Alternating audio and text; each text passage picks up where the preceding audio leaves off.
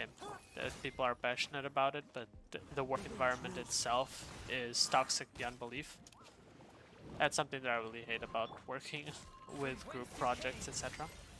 But I've actually been very blessed this year. I've been working with people that genuinely know what they're doing and they're competent. So I can't really say that I don't have a lot of luck. Child, are you okay? Can I move, please? Oh, thank you. Thank you for letting me move.